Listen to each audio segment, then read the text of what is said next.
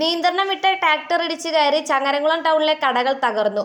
ടൗണിൽ ചിറവല്ലൂർ റോഡിൽ fancy കടയുടെയും readymade കടയുടെയും മുൻവശത്തെ ഗ്ലാസുകൾ പൂർണ്ണമായി തകർന്നു വീണു.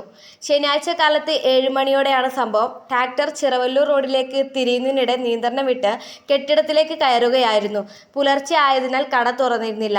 ഇതുകൊണ്ട് തന്നെ വലിയ ദുരന്തമാണ് ഒഴിവായത്. News desk Thrithala news.